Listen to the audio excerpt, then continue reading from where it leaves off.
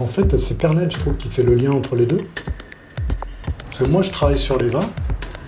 Elle fait le lien entre les vins et la cuisine de Thomas. Et après, il y a une espèce d'alchimie qui se passe. Et en général, ça se fait un peu tout seul de par son lien, vous comprenez ?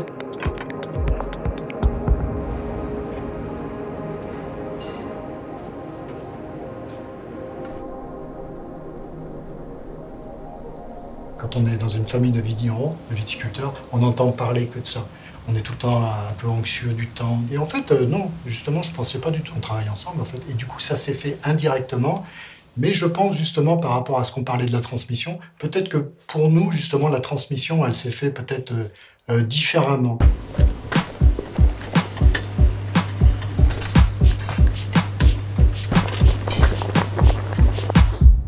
Moi, j'ai pas de réel savoir-faire.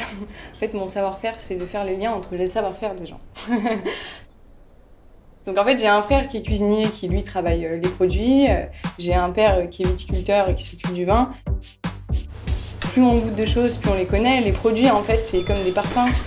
Tout s'associe assez facilement quand on en a goûté plein. À la base, moi, c'est mon père qui m'a éduquée sur le vin. Donc ces vins, je les connais. Et donc cette transmission-là, elle se fait dans ce sens. Après, elle se fait de moi au client. Comme mon grand-père, dans les vignes, les rouges, là, il mettait quelques cèpes de blanc. Il mettait quelques chardonnays pour avoir à manger un peu des raisins blancs. Et nous, quand on se baladait dans les vignes, on regardait comme ça. Et on les voyait, les cèpes de blanc, de loin, parce qu'ils n'ont pas la même feuille. J'ai plutôt le souvenir très terre-à-terre, en fait, de la viticulture. Du côté dur, du côté plus paysan, en fait, parce que c'est un travail de sol, avec tous les inconvénients. Mais pas cette recherche plus profonde sur la nature du vin et ce que c'est réellement dans l'histoire, la symbolique, en fait, du vin. Et c'est vrai que j'aime beaucoup ce discours. Ça redore un peu l'image de ce métier, en fait, qui est beaucoup plus que simplement un travail dur. C'est vraiment le Beaujolais, vous avez vu ? Les monts du Beaujolais, en fait.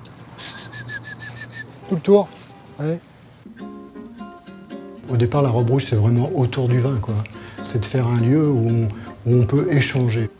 Mais je voulais pas faire quelque chose de dogmatique. Tout le monde est bienvenu, c'est pas parce qu'on pense pas pareil qu'on peut pas échanger, quoi. Je remarque avec du recul que j'ai beaucoup travaillé dans ce métier sans trouver vraiment le sens. Et à un moment donné, j'ai découvert que le vin, c'est un produit très symbolique.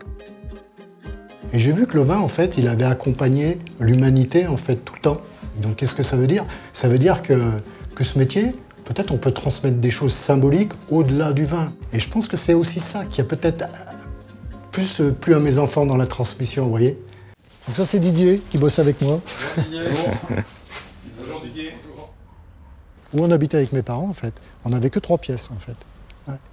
Il y avait 80 mètres carrés, on était 6. Jusqu'à 11 ans, on dormait tous dans la même chambre, en fait, avec un petit poêle à bois. Ouais. Comme je vous disais au départ, je ne connaissais pas du tout le monde de la restauration. Et là, j'ai vraiment découvert ce que c'était, le travail en cuisine, surtout la façon dont ils travaillent, et puis le lien entre la cave, la cuisine, l'accueil des gens. Ouais, ils m'ont appris qu'ils ont vraiment des capacités incroyables, je suis très fier d'eux. Le vin, il raconte une histoire, en fait. Il raconte l'histoire d'un terroir, d'un cépage qui est tourné vers le soleil, et d'un viticulteur qui fait un peu le chef d'orchestre de tout ça. Donc obligatoirement, les vins d'un même producteur, on retrouve toujours la même trame, parce que quelque part, il raconte son histoire.